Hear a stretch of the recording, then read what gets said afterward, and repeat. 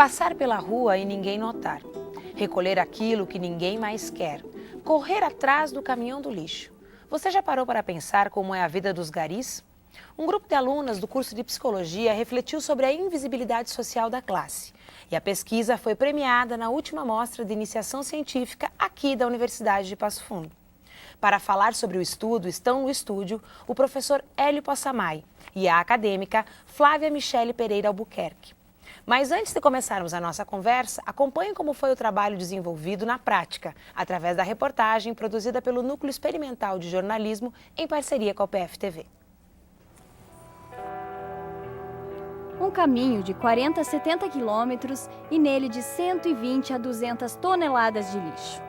Este foi o percurso e a atividade acompanhada na disciplina de Psicologia do Trabalho 2, que faz parte do currículo do curso de Psicologia da UPF. Tem como pressuposto, uma experiência prática dos alunos em conhecer locais de trabalho, de poder conhecer a dinâmica dos locais. E essa escolha que os alunos realizam, ela é uma escolha que o próprio aluno, faz. Então, ele escolhe locais que, ou por motivação, ou por uma curiosidade, ou porque já conhece. Existem certas profissões na sociedade onde a visibilidade ela já é inerente. Existem outras profissões onde a própria sociedade ela tem um movimento, de não perceber, de não dar valor, de não qualificar essas pessoas. Então, no caso aqui dessa experiência do gari, das pessoas que recolhem cotidianamente o nosso lixo, representa, de certa forma, o que nós todos, de certa forma, pouco ou muito mais, a gente joga fora. A logística do recolhimento de lixo foi acompanhada por 6 meses. As alunas queriam ver de perto a realidade do trabalho dos garis. Uma vez por semana, elas saíam daqui para a jornada. Uma de nós ia junto ao motorista na cabine do caminhão e as demais no carro atrás seguindo, E conversando com eles, e paravam nos intervalos, nós conversávamos, Então, assim, o que a gente fez foi acompanhar eles na rotina do trabalho, normal, Nós pedimos que fosse o mais natural possível e acredito que sim, porque ficamos 6 meses, Não diariamente, mas continuamente. Gari, pessoa empregada da limpeza pública, que varre as ruas, lixeiro segundo o dicionário. O termo nasceu em 1876. Hoje a profissão é regulamentada com direitos plenos. Invisibilidade pública e social dos garis. O descaso na contramão da importância da atividade foi tema de pesquisa. O reconhecimento veio com o Prêmio Destaque Impacto Social da 22ª Mostra de Iniciação Científica da UPF no ano passado. É uma realização, Eu acho que mostra, de que a gente constrói, com seriedade, evidentemente, essas experiências, E esse retorno, de um reconhecimento público torna a disciplina mais responsável por aquilo que faz, nós enquanto professores também, e eu creio que o próprio aluno, também ele vai sentindo assim mais integrante desse processo acadêmico. O caminho que este projeto percorreu até a conquista do prêmio, você acompanha agora no estúdio. Bom, então eu queria começar conversando com a Flávia, porque eu tenho a impressão que o relato que a Flávia vai fazer para nós vai nos ajudar a entender um pouco o que é ser gari.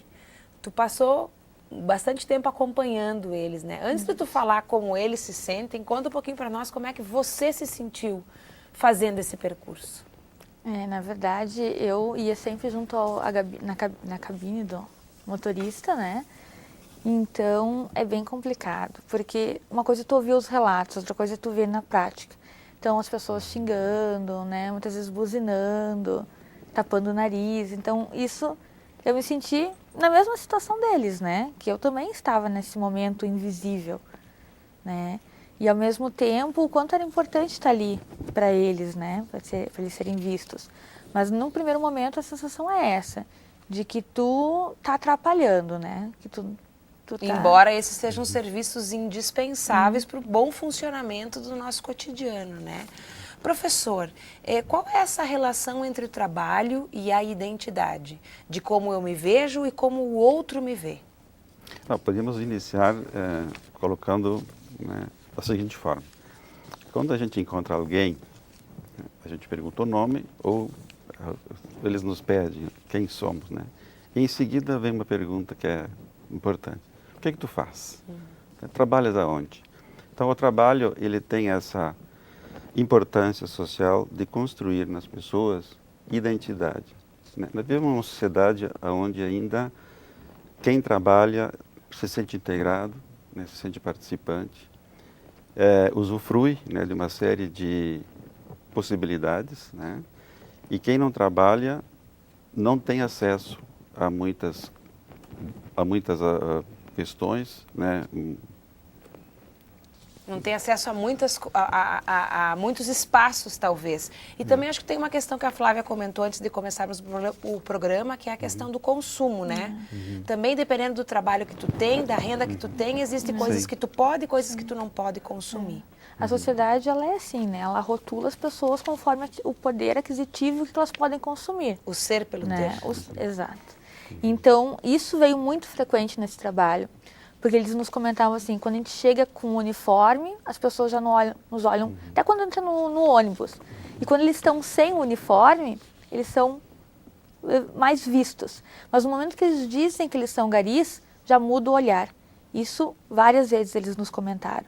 Que engraçado a Flávia comentar essa questão do uniforme, porque isso me remete ao momento que eu acho que é a principal origem da construção dessa noção de identidade, que é a Revolução Industrial, né? Então, onde o operário veste o uniforme, né? E aí ele está caracterizado como operário. Isso pode ser transportado, é esse o cenário mesmo que nos trouxe até hoje?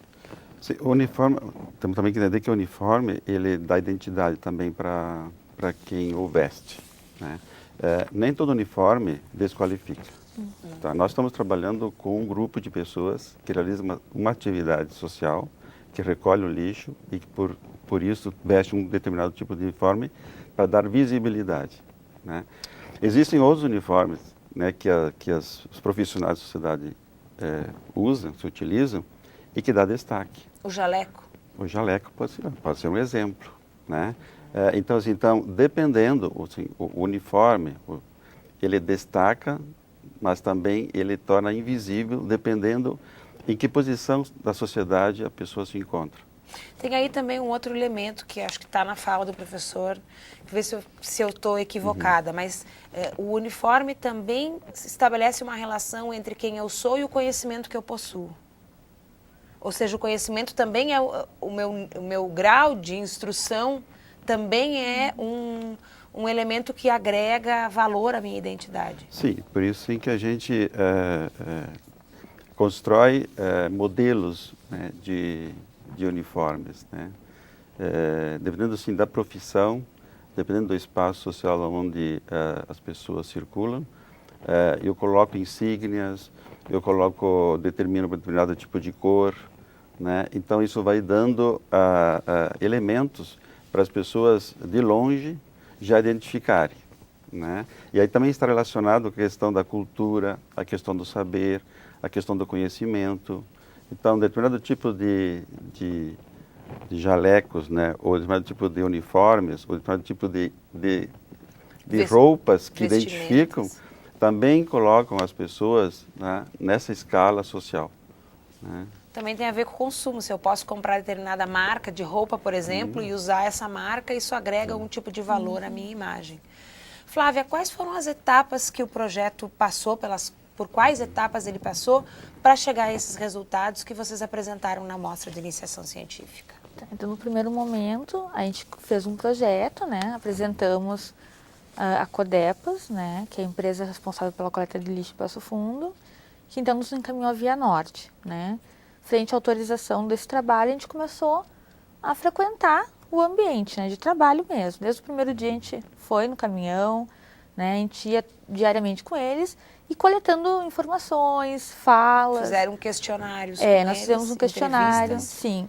foram feitos questionários abertos, né, tanto com eles quanto com a parte administrativa da Via Norte, né, que são os responsáveis diretos, né, e, assim, na verdade, mais do que a gente pegou foi as falas durante os dias, né, isso foi muito enriquecedor. Enquanto eles estavam trabalhando. Exato, né, porque o questionário é aquilo muito bem fechado, mas a fala diária, espontânea, exato, foi o nosso principal, né, embasamento, assim. Depois, então, de passarmos alguns meses com eles, né, acompanhando o trabalho, né, a gente não ia diariamente, mas toda semana, né, uma vez por semana, então começamos a aliar isso à referência teórica, né, que aí vem o trabalho do Fernando, né, que é um professor, um aluno da USP, né, que fez um trabalho semelhante. Isso, na verdade, isso foi a tese de doutorado dele, que ele se vestiu de gari dentro da própria universidade. E aí ele relata que ele ficou invisível, né? Que ele passava pelos professores e os próprios professores não o reconheciam. Então a gente usou esse trabalho como base teórica para o nosso, entre outras literaturas, né? E após isso, então, apresentamos em sala de aula, né? Era feito não só para os nossos colegas, mas foi feito um seminário, assim, que outros alunos da psicologia também, ou da universidade, poderiam ir ver. E após acabar o semestre, eu segui apresentando esses trabalhos em outros momentos. Na Brapso, aqui mesmo na Semana Acadêmica, na MIC, apresentei no final do ano em Cuba. Então foi um trabalho que foi bastante visto. Olha que bacana, um trabalho da Universidade de Passo Fundo em Cuba, né? Internacional, para ver a riqueza desse trabalho. Bom, nós temos que fazer um rápido intervalo, mas nós voltamos já já para falar um pouco sobre os resultados desse processo e também algumas curiosidades e como nós podemos mudar o nosso comportamento para evitar e para desconstruir esse preconceito que passou tantos anos sendo construídos. Até já.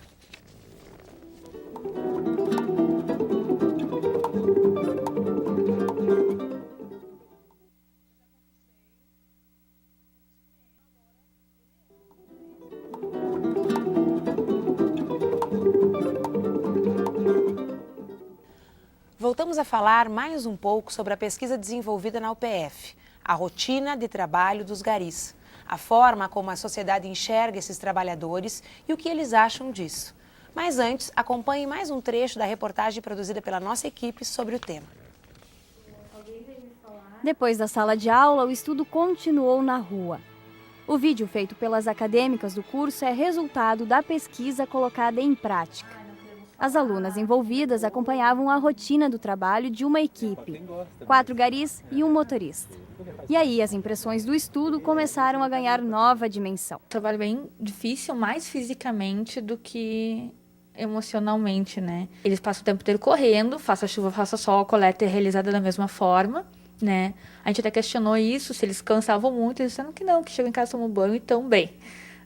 E claro que quando a gente questionava sobre a relação com a população, aí vinha bastante isso, né, de como eles são discriminados, o preconceito que existe quando eles estão de uniforme, né, quando eles saem na rua sem e com, como é diferente o tratamento, né, mas a relação em si, assim, deles é muito produtiva, assim, é muito agradável. É uma equipe que se dá muito bem. Um momento para relembrar. A equipe de reportagem da NextJor foi junto com a Flávia para simular como tinha sido a experiência. Também para saber da opinião de quem participou da pesquisa. Não, a Flávia foi uma boa parceira comigo ali, né? Andamos bastante ali, metade do trecho mais ou menos ela fez conosco ali, né? Mas foi legal mesmo estar com ela ali. E ela vendo também, registrando os problemas que acontecem conosco ali no dia a dia, né? Primeiro que eles se sentiram vistos, né? Então isso foi muito bom para eles, assim. Quando a gente chegava no local que eles saem, de onde parte todos os caminhões todas as manhãs, a gente via que as outras equipes ficavam, né, com aquela coisa, por que com eles? Então a gente deu visibilidade a eles. Então eu acho que isso foi um ponto fundamental do nosso trabalho, que é uma conquista para eles. Eu estava registrando um negócio que era a nosso favor, né? Ver o nosso dia a dia, o que nós passamos no trecho. Mas, claro que sempre que eles contam sobre isso, existe aquele sentimento, né, ruim, e várias histórias eles repetiam várias vezes, então tu viu quanto aquilo era marcado, né? Minimizar esses estigmas criados e mantidos pelas pessoas é um dos grandes desafios levantados pela pesquisa. O uniforme, o lixo e a atividade braçal foram apresentados como fatores determinantes de preconceito. Do outro lado, quem sofre a rotulagem dá a sua opinião. A gente ser xingado mesmo estando certo, né? Então essa é uma das coisas mais ruins que me acontece, que daí ataca os nervos, a gente fica nervoso. Então é uma coisa que eu guardo comigo para sempre, né? Sim. Tem vida, tudo, às vezes nós peguemos, né? Às vezes eu me cortei aqui, ó. Daí agora eu tava vindo agora para vir trabalhar, né? Porque daí agora tava de atestado, daí agora me tiraram, né? Daí tinha cachorro às vezes, né? Às vezes bota vida, tudo, né? A gente tem que falar para as pessoas, tudo, né? Porque se a gente não falar para as pessoas, e aí tem umas pessoas que ficam bravas também, né? Da gente, o que a gente vai fazer? A gente tá aqui para trabalhar também, não vai para pegar vida também, né? Já que eu não tenho estudo, né? Daí eu tenho minha mãe tá com 66 anos, daí eu ajudo ela, né? Compro roupa, compro comida para dentro de casa, tudo, sabe? Estamos levando. O único quem trabalha sou eu, né? Esses dias eu caí, me machuquei, mas estamos indo de novo, né? Não dá para perder o ritmo. Vamos de novo. Eu acho que para mim é bom, né? Então um serviço que para mim, se tiver que ir até a noite, eu vou até a noite.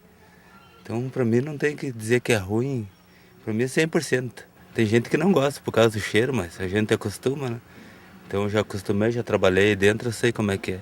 A relação entre o trabalho e os sentimentos desses homens são os temas da conversa que você acompanha a partir de agora, na segunda parte da entrevista. Flávia, de todas essas coisas que a gente ouviu eles contarem, né, das conclusões que vocês chegaram, qual é o aspecto que mais te chamou a atenção nesse processo? Eu acho que é isso de eles quererem serem vistos, né? Isso é o principal ponto, assim, porque eles falavam, assim, quando eles não vão recolher, como fica, né? Juntas o cachorro vem estressar, né? A Faz sociedade sujeira precisa. na rua, chove, leva, arrasta a sujeira, top bueiro. Então eles são imprescindíveis, né, para a conservação das cidades, das praças, de todos os locais. E ao mesmo tempo, a sociedade preferia que eles trabalhassem de noite para não terem que ver. A invisibilidade é isso, é não ser visto ou também é ser visto como algo de pouca importância? Também ser visto como algo de pouca importância. Também a gente pode chamar isso de Sim, invisibilidade. a desqualificação, né? Ou não querer, às vezes, que essa pessoa, embora eu necessite, eu não gostaria que estivesse aí, né? E eu só gostaria de retomar essa questão um pouco do trabalho que as alunas fizeram, é de que esse trabalho foi possível porque o objetivo é participar da vida de quem elas estão observando, que estão acompanhando.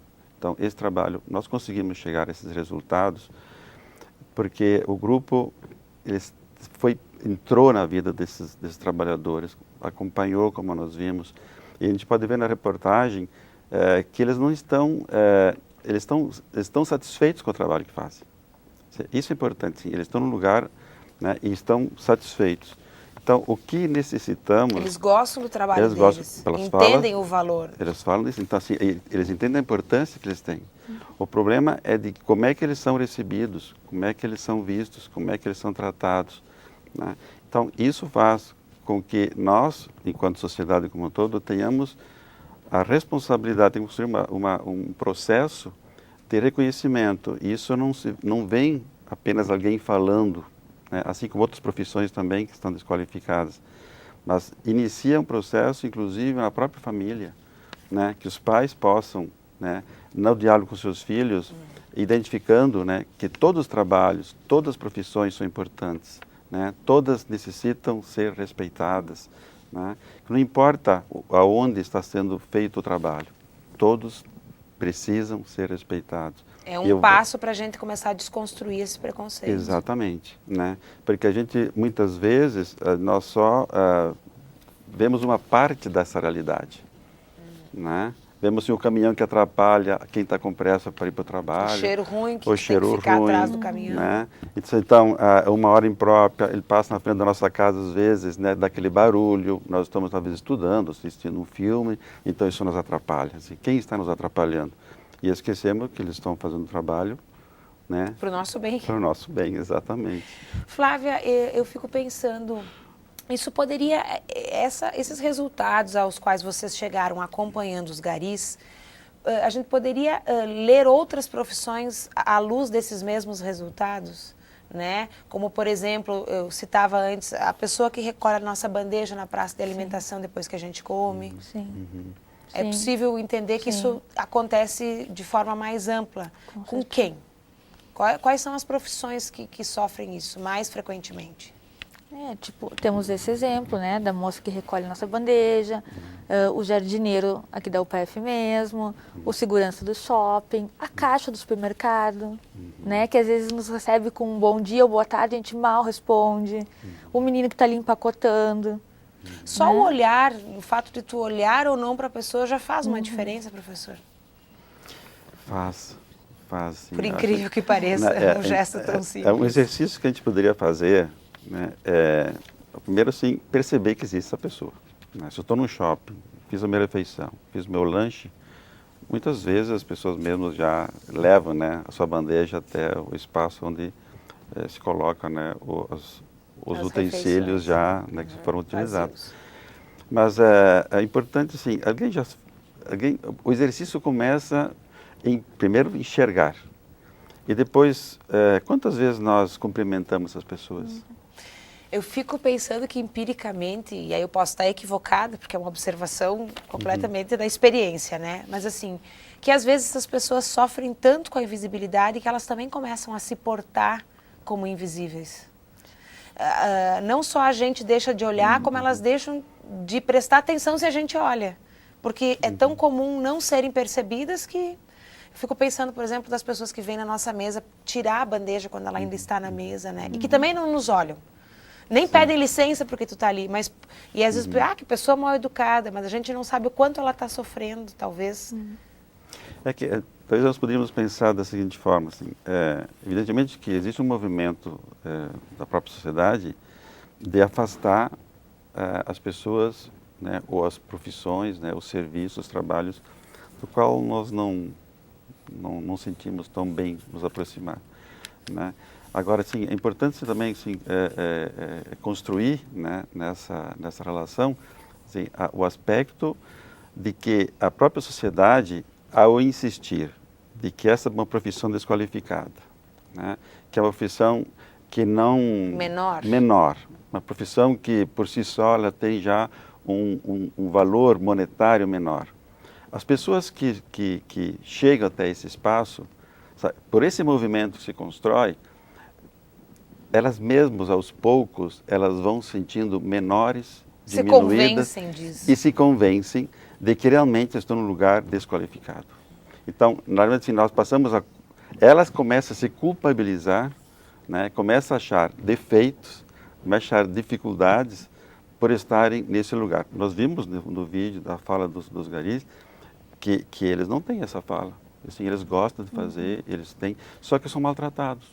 Significa que nós, como sociedade, temos que recuperar esse olhar para que eles possam continuar seguindo satisfeitos com o seu trabalho, porque já pensou se que as pessoas desistem de ser gari? Quem é que vai fazer esse trabalho? Né? Bom, eu quero agradecer a participação da Flávia, do professor Hélio, que esse recado que o professor Hélio deu no final, que ele seja levado conosco, que as pessoas em casa possam conversar com os seus pares, com o seu marido, com os seus filhos, né, com os seus vizinhos, para que essa nova perspectiva, para que esse preconceito se desfaça e a gente comece a dar atenção para essas pessoas que são tão indispensáveis para o nosso cotidiano. O Universidade Aberta de hoje fica por aqui, mas semana que vem nós voltamos com uma outra pesquisa realizada aqui na UPF. Até lá!